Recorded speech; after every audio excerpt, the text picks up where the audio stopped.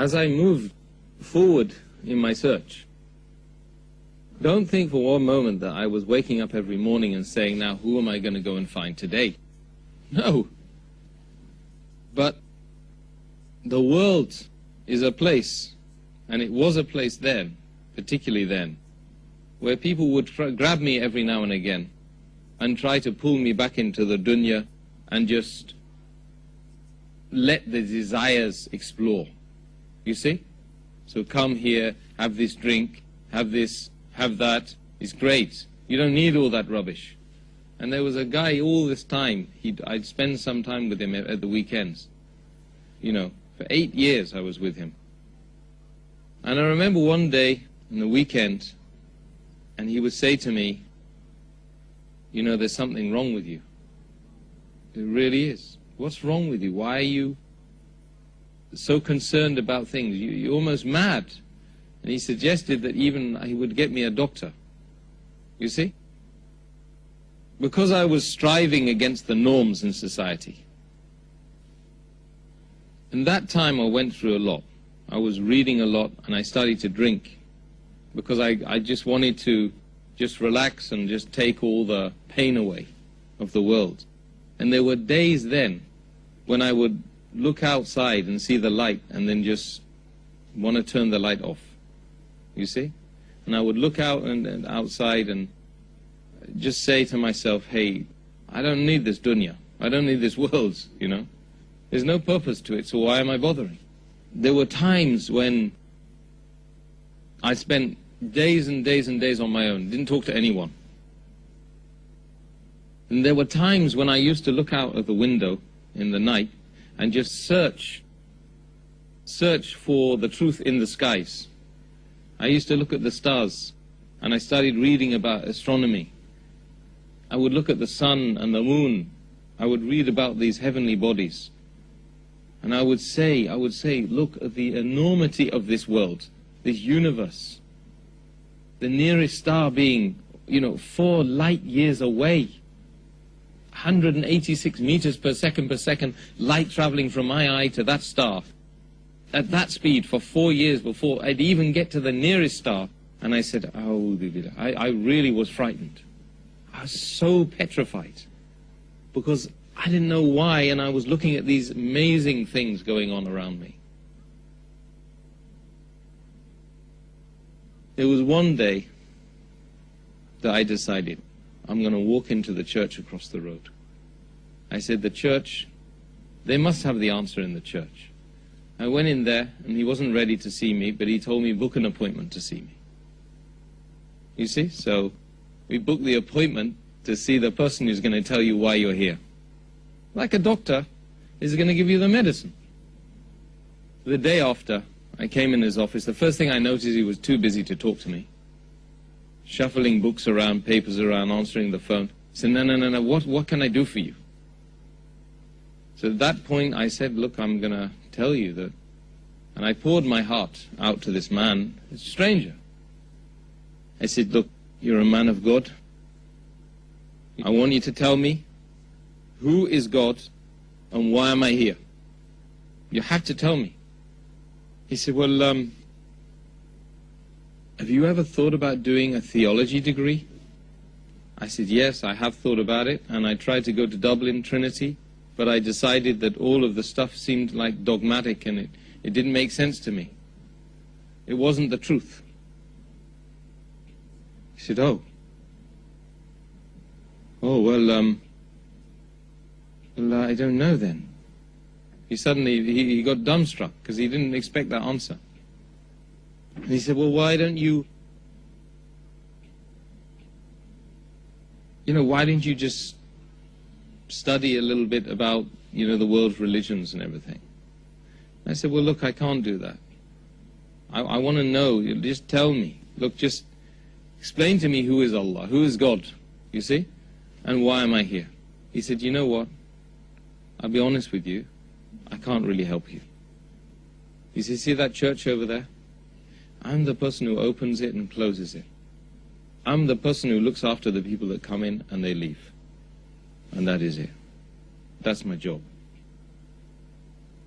At that, I just realized that it doesn't matter whether you're in a church, it doesn't matter where you are, who you are, if Allah hasn't guided a person, it doesn't make any difference.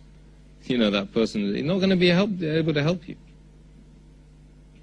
So imagine, I've gone through Buddhism, I also went through Hinduism, I went through socialism, I went through Christianity now. Twice I'd met the Christians and I hadn't got the answers. I'd gone through, you know, Tai Chi, I was doing Tai Chi and martial art, meditation, and I'd tried veganism as well.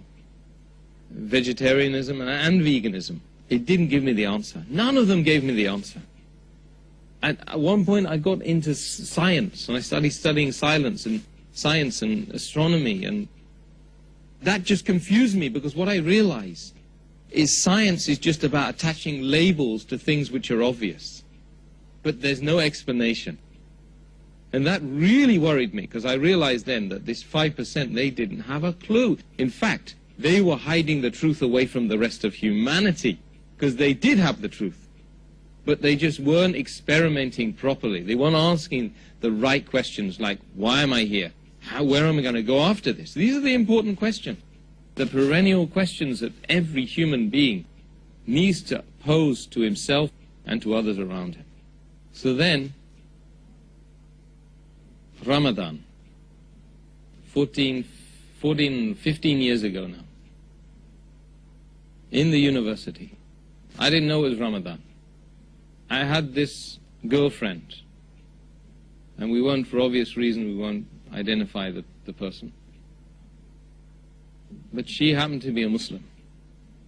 But I didn't know that at the time. I mean, I didn't even focus on the Muslim bit, because it wasn't important for anyone.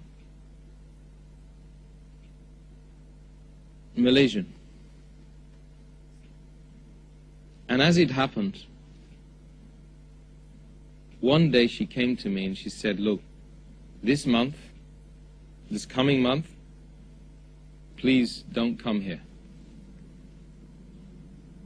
And I had struggled to make relations with this girl, because I thought it would help me spiritually, emotionally, etc.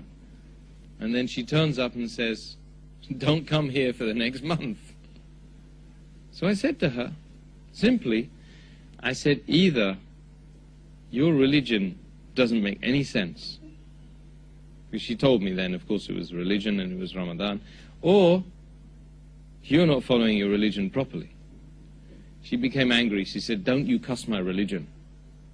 Don't you dare do that. Became angry. So I moved off, I pulled off, and straight away the next day, I went straight to the Islamic Society in the university and said, you got to tell me about Islam. There's this girl, and I love her, and I want to find out about it, so maybe we can patch things up. So they said to me, they said, brother, you know, hey, you have to leave that girl alone. The first thing is, don't go with that girl. I said, well, you know, that's not really very fair, because I love that girl. What's wrong with that? No, because she's not supposed to do these things, you see. So they gave me some books. Started reading loads and loads of books about Islam. I'd go back to her, and I'd explain to her that, you know, I've read this stuff, and by the way, do you know you're not supposed to do this and this? Why didn't you tell me these things? You know, I would have respected you. I wouldn't have done those things. Oh, it's only for religious people and stuff like that to come back with the answers. So I said, well, look, at the end of the day, you know, why don't we just get married? We can sort this out, you know. At that time, I hadn't read that, of course, you have to be a Muslim to marry a, you know, a Muslim girl. So she put me off, and she became very angry with me, because, you know, she saw that I was getting close to this thing which was going to maybe ruin things, you know. That, of course, you have to be a Muslim to marry a, you know, a Muslim girl. So she put me off, and she became very angry with me, because, you know, she saw that I was getting close to this thing which was going to maybe ruin things, you know. So, shwaya ba shwaya, little bit by bit, reading and reading and reading, I started to look at the world outside. with new glasses on. It's like somebody had put a pair of glasses on. Suddenly I could see things in focus, you know? I could see the foreground and I could see the background. Whereas before things were a bit cloudy and hazy. And the more I studied to fast in the month of Ramadan. I started to fast. And sometimes I would go to the masjid, the small masala, and I would just join their prayers. I didn't even know what I was saying. I was just doing the motions. And after some time, this occasion happened that I was with some people one night, and I had been continually fasting and reading and making dhikr and asking Allah for help. She was getting further and further away from me. And my objective was to get closer to her. Read the books and do the fasting, so I get closer to her. And I started to see the world as a totally different place. You wouldn't believe how someone can change overnight. Like two weeks, I became somebody who just didn't know anything, as to somebody who really had some sort of confidence about why I was here. But it wasn't written on me yet. It wasn't part of Yusuf. It wasn't part of Tim. I was in London, and I was with these guys that I used to know back in the days. And then I had a terrible evening with them, because everything they did contradicted what I was doing for 2 weeks. They want to drink, they want to do all sorts. I won't even mention the things they were doing. Disreputable things. So they were contradicting me, and I was contradicting them. For the whole night, I just kept reading the book. There we'd just gone, I was in a room on my own. And then I went to the bathroom, I just made wudu. I just made the ghusl. I didn't know what I was doing, because I didn't know ghusl really. I just read some stuff in a book. And I became totally and utterly focused on Islam has to be the right way.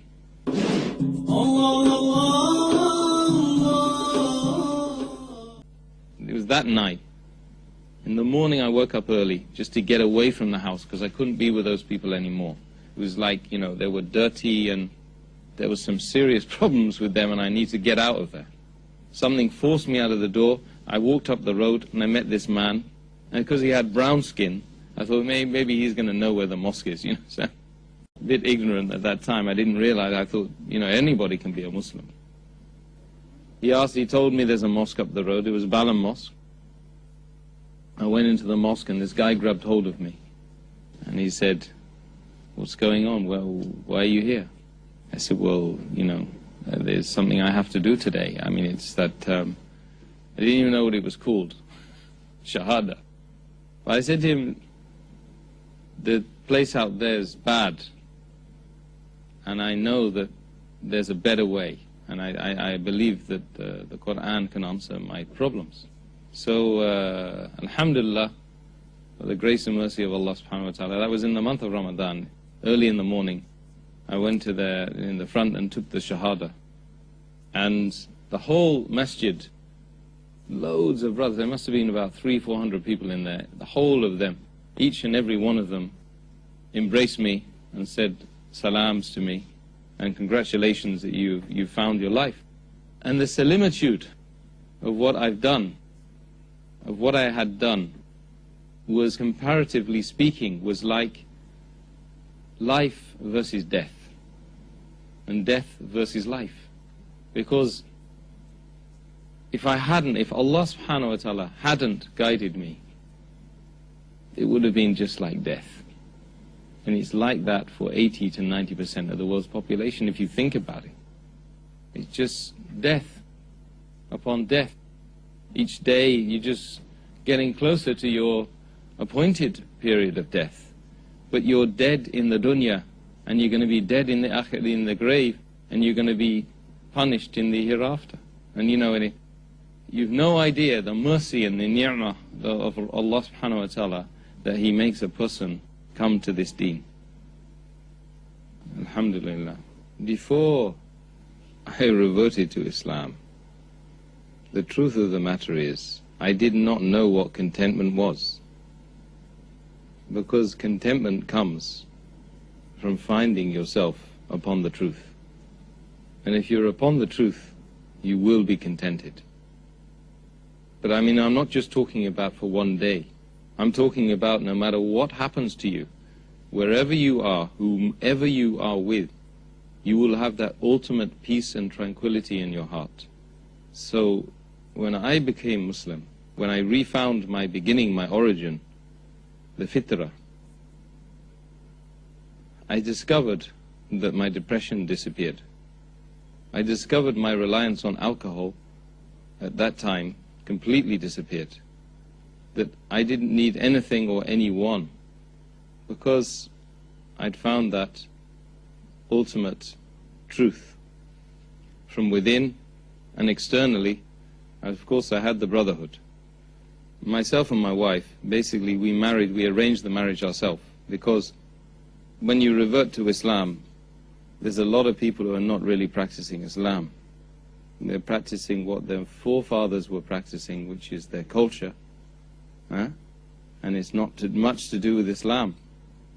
Because if a person, as you know, one of the conditions of sadaqah, one of the groups of people that it is paid to, is it's paid to the reverts. It's paid to the converts or the reverts, whichever phrase you prefer. And this is why.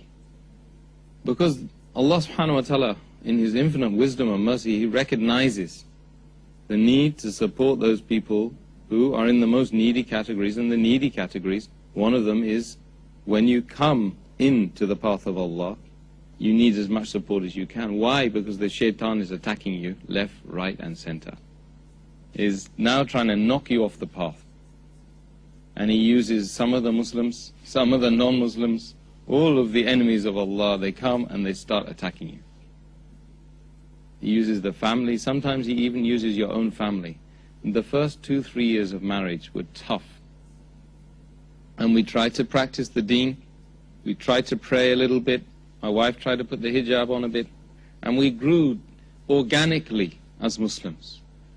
Because you have to remember, of course, the Quran was revealed over 23 years. It didn't just come overnight and everybody just sat on it and just said, hey, we believe in it and we're going to do.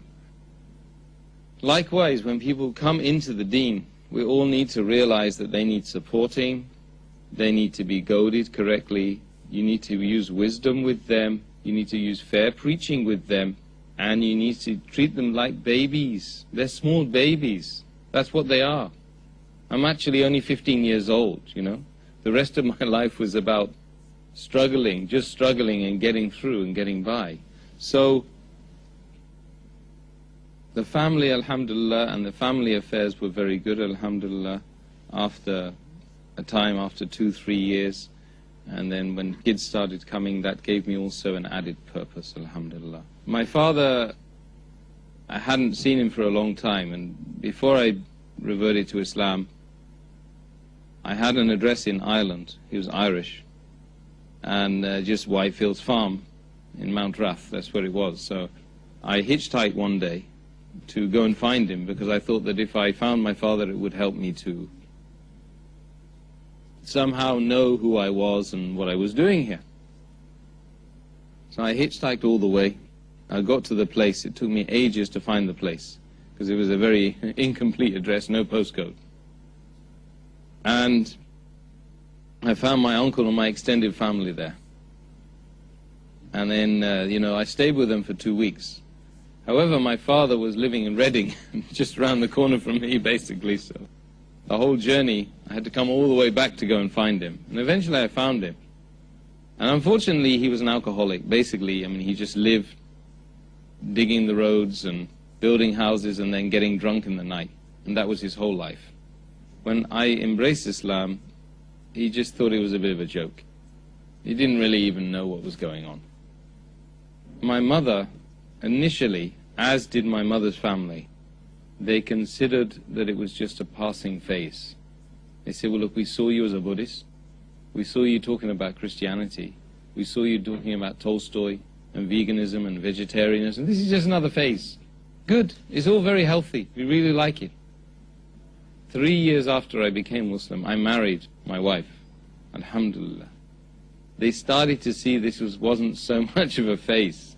Firstly, it had lasted 3 years. Secondly, I was married to a woman who was Moroccan, and alhamdulillah, she wanted to practice the deen of Allah well. And thirdly, I started to turn down invitations which were about alcohol and partying and dancing and stuff like that. I said, I don't have any interest in those things. I don't need those things. When it got to that stage, they became a little bit suspicious. Then one day, I was invited to give a lecture in Trafalgar Square. Now, I didn't know this at the time, but the BBC were there filming it all. And when I gave my talk, I just became emotional and started putting my fist in the air and saying Allahu Akbar and crazy stuff that you don't do really in front of the BBC. As it happened, the BBC filmed me and showed me on the 6 o'clock and the 9 o'clock news. So then when I got home, I had got this mad rush of phone calls from my family saying, Tim, what's wrong? What's happened to you? So in actual fact,